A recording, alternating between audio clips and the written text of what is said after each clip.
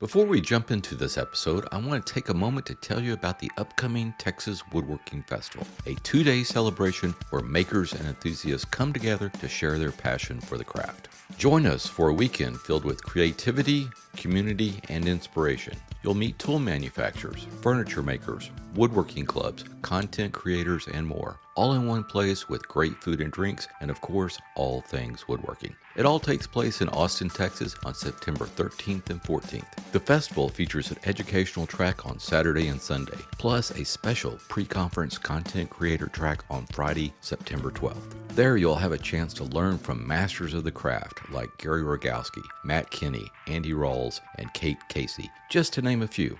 Head to the TexasWoodworkingFestival.com for more details and to grab your tickets. Use the code MWA25 to get 10% off your tickets. I'll drop a link in the show notes. Whether you're a seasoned pro or just starting out, there's something for everyone at the Texas Woodworking Festival. Don't miss it. Hi, I'm Kyle, and on this episode of the MWA podcast, Brian and I are asking Jonathon Hammack the 5 questions. And if you haven't already, be sure to check out John's interview on episode 566. So welcome back to the show, John. Yeah, thanks. Well, before we get started with the 5 questions, let's dip our toes in the woodworking news. So first off, Woodpeckers has opened up the collector's vault once again, and they have now the stainless steel mini square. So it's a mini square that we all have and love, but now it's made out of stainless steel. So I like it. You like it? I like it. Well, it went from like $25-$30 to $70. Yeah. Yeah. Well, yeah. We all know raw materials. Yeah, exactly. Steel or have a little extra levy on them at the current time. So, well, the only thing is when I check my chisel to make sure it's square on my mini square, after I'm done sharpening, or as I'm sharpening to check it to make it square, I don't worry that the aluminum's going to dull the edge because aluminum's a lot softer. Softer, yeah. That's a good point. So that's my only concern about the stainless steel. Yep. But the size is perfect. Like I usually wear the apron when I'm, doing anything heavy in the shop, and that's perfect size. It's just slide down. Yep. And then I was reading the description here. They said they got thousands of requests to put this into stainless steel. So there's a market out there. I guess so. Yeah. Yeah. But with that, Woodpeckers also has an interesting thing out there, and that is they have a new tapering sled. It's been made to use with the table saw, and it's fairly typical of most of the tapering sleds you see out there. However, I think they've done a nice job of upgrading the materials that it's made out of. Like the fence is a steel fence, little low profile steel fence and stuff like that. So I think it's really nice. It's, introductory price of $200. It is what it is, Yeah. I think the Brockler one is probably a little bit cheaper than that. I think probably the one that can do more than this is the micro jig, but I think it actually needs the grippers to make it totally functional.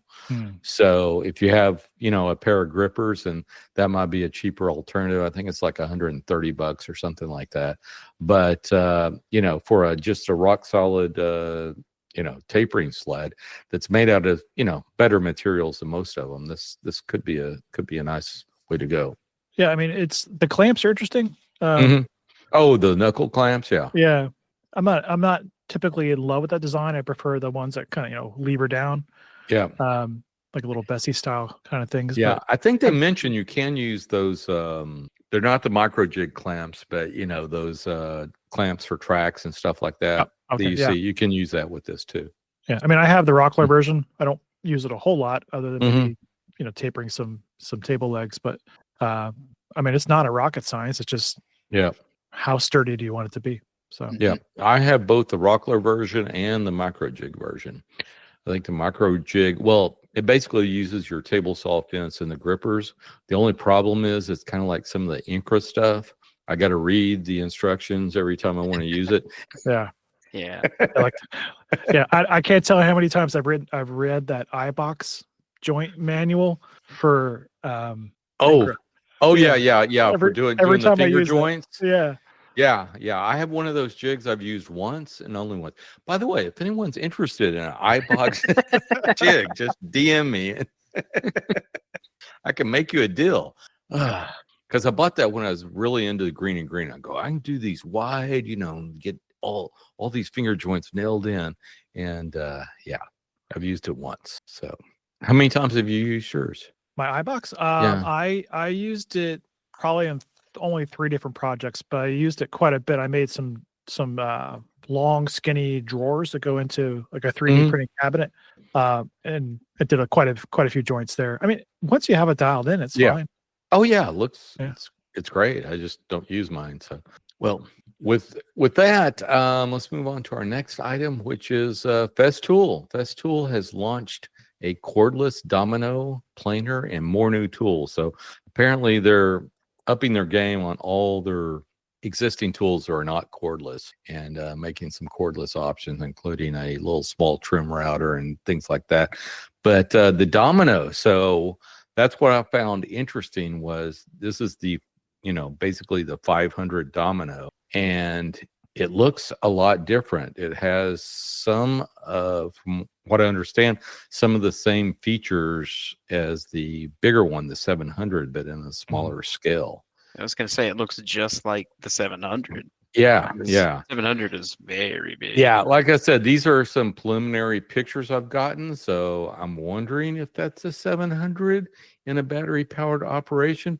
But when I look at the little things that designate the depth, it looks like those are 500 depth setting there. So well, yeah, and it's DFC 500 on the handle. Yeah, so basically the new cordless version of the 500 looks more like the old 700, but now it's a cordless version with the battery pack. So I don't know. I'd be interested to play with one. Seems like you're going to have a lot of weight on the back end of that with that battery pack. Yes, we got some of the battery powered sanders at work that had the LED light ring. We got to test them out, and the weight on it just felt very awkward. I will say, like, because festival stuff is usually very ergonomic and very nice. Then once I tested out that battery version, I was just like, it didn't feel right because the battery kind of wanted a cantilever, and you were having to fight it a lot more. So yeah, I don't know. I don't know. Have y'all got any of these in your store yet? Not the domino, not the battery powered domino, but they are making what looks to be like a big push for doing more battery powered stuff, but also Bluetooth. So like all of their VACs are going to Bluetooth as the standard feature, and we had like clearanced out anything that didn't have Bluetooth on it because Festool is just not doing non-Bluetooth versions of anything anymore. So so like the big thing is that like you can, since it's battery powered, when you turn it on, it needs to be able to communicate to the VAC to kick on. Right. And then there's even like Bluetooth hoses. And when someone mentioned this, I was like, hold on, why are we putting like Bluetooth on a hose? But it's for people that are at like job sites, and if it's really like long hose run, that way you can turn it off and on at the end point versus having to walk all the way to the vacuum to turn it off and on. So, but yes, leave it to Festool to make a Bluetooth hose. Okay. It's one of the use case makes sense when somebody kind of described it to me, but I was like, they did what now? So that's like it seems like their big push for a lot of their new products is like trying to integrate Bluetooth as much as possible. I know some. Oh, go ahead, Brian. I know somebody's going to ask. It says here, U.S. pricing has not yet been announced. So, because I mean, I think my domino would be the second to last power tool out of my shop, only superseded by the bandsaw. I mean, it's a fantastic tool. Yeah. I love mine. And I have like the original 500 that has the steel metal pins instead of the little flip up plastic things. Yeah. I think they got sued by somebody and had to replace them. So anyway. So yeah, but so this looks interesting. I'd like to play with one and just see how, back heavy it is, so to speak, with that battery pack on there. And that might be a reason they changed the whole look of it to where it looks more like the 700 than the 500, at least on the battery powered version. You just need more ergonomic support for all that extra weight. Yeah, probably. So anyway, thought that was kind of interesting. So, well, let's give our patrons a shout out. So who do we have to thank this week? All right. Big thanks as always to our Patreon supporters. today we're giving a big shout out to Tutu Artist Studio Podcast. For those that don't know, that's my wife. My wife has a podcast about costume design for ballet. If you would also like to help support our show, you can support the MWA podcast by going to patreon.com/MWA podcast, and you can select your level of support. Every dollar is very helpful to help offset the cost of the show, and we appreciate it. Yep. And she's doing a great job. They're doing what? Like at least one a month, or is it twice a month now? They have more. They have some bonus episodes. She was actually editing today. They're talking to some pretty influential people in the industry. So we're doing the same thing with John, right? So yeah, I don't know about that, but yeah, that's cool. That's a super niche community. So yeah. Well, I'm subscribed. I'm not saying I'm a listener, but we appreciate it. I download the episodes anyway. There you go. You're supporting in the way that you can. That's exactly. Good. Yeah, exactly. Well, with that, let's move on to the 5 questions. So, John, what's your favorite tool? And as always, our limit is 23. So I was, making the list, but I was trying to really get it to like one hand tool, one power tool, and one kind of like workshop accessory, etc. But I still couldn't get there. But and I only went +1 on it. But favorite tool is definitely my first one I would mention would be my Lie-Nielsen 60.5 block plane. I kind of talked about it in the main episode, but the thing is beautifully made. It works wonderfully, and because it has the adjustable mouth, it does so many different jobs. When I first got it, I was learning to use planes, and I think it's such a great starter plane because it's just the blade. You don't have to worry about the cap irons or anything, or levers or anything like that. Yeah. So, and then you can learn to sharpen with it, and then you can just use it to break erises, and then eventually, clean up joints or do things and kind of expand and open up the mouth if you need to. Mm-hmm. And for making stick chairs, when I did shape sticks by hand, the 60.5 was the go-to, because you just open that mouth up and just really skew the plane and take some really thick shavings and work the sticks down quick. So that one is it's just such a workhorse. I don't think there's anything that I make that I don't use that on at some point. And I couldn't decide on one hand tool, so I threw an extra one in here, and that would be my router plane. I have a Lie-Nielsen large router plane, and that one is just a joy to use. Like whenever you use the router plane and you just take that real fine, that thin shaving, either cleaning up like a bottom of a dado or the cheeks of a tenon. It's just like it gives me the really good brain chemicals when I use that hand tool. I don't know, it just feels good. It's just kind of like it's the right tool for the job most of the time. Yeah. It's like it's not one that I get out for every job, but when you do use it, it's just very satisfying to use. So now as far as power tools, I would say my bandsaw is my favorite tool, my favorite power tool in the shop, like hands down. It has enabled so many different things for me within the shop, as far as like it lets me make chairs, which is the huge thing, and it's not fancy at all. Like I said, it's just a 14-inch small jet bandsaw. But just following a couple tips to tune it up, and with a nice 1/2-inch wood slicer blade. Like when it's happiness is like a sharp bandsaw blade. Okay. For me, it's like whenever you put that fresh bandsaw blade on and you start to do some cuts and everything, it's delightful. It lets me do a lot. And I know as I'm saying that, I just imagine my thickness planer looking at me like am I a joke? Like do you really want to dimension stock by hand? Like, is this what you want to do? Like, okay, fine. Okay. So I'm ready for its vengeance at some point where it's gonna like blow a fuse or do whatever, just to remind me of how good I got it. Well, I do like the wood slicer blades. Those are great blades. They're really good for even just like all around work, because they recommend them as a resaw blade, but like that's just the only blade that I use. So now you mentioned shaping your sticks by hand. You use plane. So where are you using now to shape your sticks? I bought the Ray Iles rounding plane. Oh, really? Yeah, that Chris had recommended, and I got to use it. I got to use it in class, and it is very nice. It's just like using a giant pencil sharpener. You know, I hear that since it is a wooden bodied plane, it can get a little worn out, and then as it gets worn out, the quality of the sticks will start to go down. Yeah.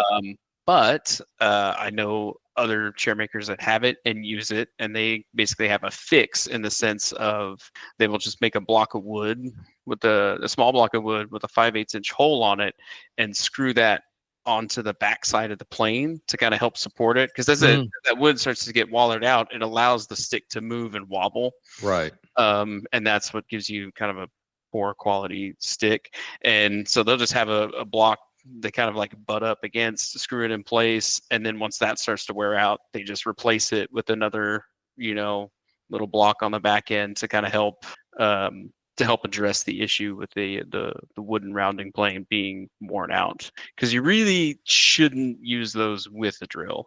Like you should just use them by hand and twist it. But the whole point of getting a rounding plane or something like that is to speed up the process of making sticks. Yeah. Because I've done it all by hand before, and I'm just like, oh man, long sticks take a long time, but not with that rounding plane.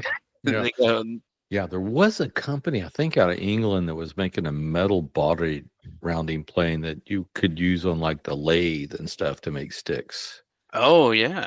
And but I think they went out of business because I looked at buying some, and there is the Veritas like dowel maker. Apparently that one works really, really well. However, it's very expensive and finicky to set up. Right. Yeah. So I think there's been other recommendations on some other alternate tools and setups, but that's kind of like between the two. Yeah, I think Chris had a recommendation about using one of the Veritas tenon cutters with the curved blade that would really work well. And I was like, when I saw his post, I went, okay, good. I'm glad that works because I have one of those, and I did buy the curved blade, but I never have put the two together and gave it a shot. Yeah. If you do go that route, just do the best you can to cool it in between a stick or two, because Veritas will sell you the curved blade to cut 5/8 sticks for that. But they don't recommend that you cut 5/8 sticks with that because it will get too hot. But I think he'd kind of mentioned that in his little blurb. He was like, yeah, you can do it. Just, I don't know, either spritz it with some water or do something, and have it. When you're done, you just disassemble it, wipe everything down with oil, and it's fine. So. Yeah, need a water bath for it. Yeah. There you go. You get a hybrid, like work your Tormek into your stick cutting process or something, water cooled. And then like for like final favorite tool, I would just say it's my workbench. Like that is that's where I do, the bulk of my work. Since like I said, all my joinery is mostly hand cut, and I still do a lot of working of like faces and edges if I need to, but just workbench, my Aruba workbench is like probably my like favorite tool in the shop, because it's really just like an extension of the shop at this point. I couldn't imagine trying to do any of the work that I do without just that solid bench. Yeah. That makes sense. Yeah. Cool. Which reminds me, I should have mentioned that when I was visiting Joe Bass, he has a Plate 11 workbench. Oh, really? Yeah, yes. One of Mark's original ones. Yeah. Back in the day. That's awesome. Yeah. It reminds me, I got to flatten my top one of the. I might do that this summer. So I built mine in the summer. I think I finished it like around like July or August, which is one of those like big forehead moments when you're like, you live in Oklahoma, like why in the heck were you building? It was. It just constantly. I was like, why did you decide to build a Rubo workbench in the summer in Oklahoma? You couldn't wait, but I couldn't, so I did it. And so I kind of flattened it about every other year. So I'm also due for a flattening, but now I get to do it in air conditioning, so it's not so bad. Not so bad. Still a workout. It is, yeah. All right, John. Our second question is, who has influenced you the most? I'll break it down. I'll have I think two answers. And one won't be a surprise to anybody at all if they've ever heard me talk or seen my work. But when it comes to construction and ideology, like Christopher Schwarz has been my biggest influence. Like bar none. And like just from reading his books and seeing some of the work that he does and things of that nature, just a huge inspiration, big influence, and not just woodworking, but even from kind of like a philosophical standpoint in regards to the whole rejection of throwaway culture and, trying to, make things that last and be a little bit more self-sufficient and take the care and the time whenever you make things. That's been a big thing because that's bled over into multiple parts of my life. Whenever I look at either buying a thing or need to replace a thing, really kind of look and be like, okay, what can I get that's, sourced potentially locally, that's made to last a lifetime, or, for a long period of time, depending on the item and stuff like that. So I hadn't never really like thought about things like that before until I'd read like the Anarchist Tool Chest and all of his other like anarchist books. So massive influence there. And the kind of second one that I would give would be, I mentioned their book, but Jim Tolpin and George Walker, when it comes to a design like standpoint, with all of their writings and teachings on artisan geometry and using proportionality and things like that. That was just a huge like light bulb moment, because design is very kind of nebulous, and you kind of have these ideas of like, some people just see it and some people don't, or some people have this style and some people don't, and they really kind of shine a light on it. It's like, it's really just mostly based and rooted in proportions. As long as you have whole number ratios and proportions and things within your work, it's going to look good to your eye. It's going to have that visual harmony, and it's not it's not this mystical thing. They really kind of like I said, showing a light on that. So they've been huge influences as far as design. So anytime I sit down to design a piece, that's where I'm going for, as far as like what kind of ratios or proportions do I want. I find my module, and then the piece kind of builds itself. And it almost feels like cheating. It really does. When you sit down and you lay it out, you're just kind of like, oh yeah, this ratio follows that one and this one and that one, and there we go. Now we're done. And you're just kind of like, oh, neat. Yeah, and it's kind of interesting going back to some, quote unquote modern designs and stuff like that, even some of the brutalist architecture and all that kind of stuff. And you go back and you look at it and going, yeah, they're following the same stuff. Yep. Yeah. It's like, oh, it's still some of the classical orders and the ratios and the things there. It's like, oh, okay, neat, cool. Yeah. So, like I said, those are Brian, I'm sorry I cut you off. No, I'm just thinking, and the whole idea of proportions, you don't need to know math. It's very basic ratio. Yep. And it's almost like it's like a gut feeling. If this doesn't look right, there's probably a reason, and if you just follow these simple guidelines, it makes the design process so much easier. So. You bust out the dividers, and like I said, because the measurement doesn't even really matter. It's just about the ratio, and you just kind of step it out and be like, oh, okay, then this, if I tweak this way and that way, there we go. Everything kind of like the key sort of turns in the lock, and it all sort of plays out. Exactly.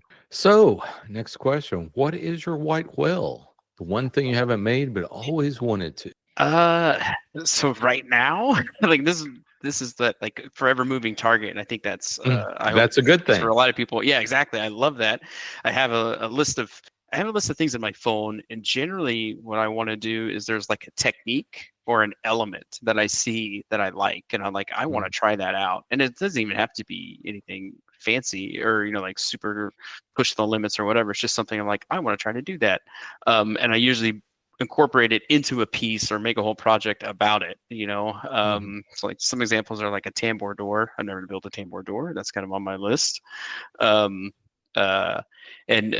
thinking about the whole thing, gluing it to the canvas and all that. Yeah, exactly. It's like it's a technique, it's a whole process. But like for right now, in this like very moment, my like white whale, if I had to pick one thing, it would be a stick chair style settee.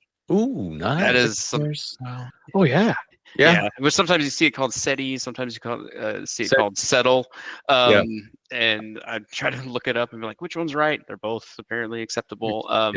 So like that is one that has just been kind of like rolling around in my head a little bit. And it's like, well, is it just as simple as stretching out a stick chair, or is there more to it? So that's the current white whale for me. Just trying to like, okay, how would I do that? And go from there.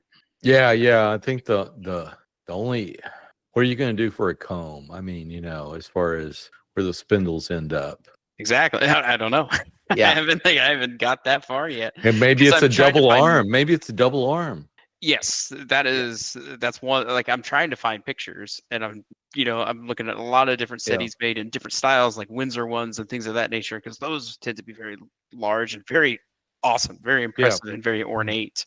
But something more vernacular, where it's just kind of like bring it down as far as like just to that sort of level. So cool. But no clue how I would do half of those things, but it just kind of keeps rolling around right now, and eventually that's the kind of thing that's going to fester in your head at 3 a.m. when you're trying to sleep. You're like, well, if I do the back this way, and yep.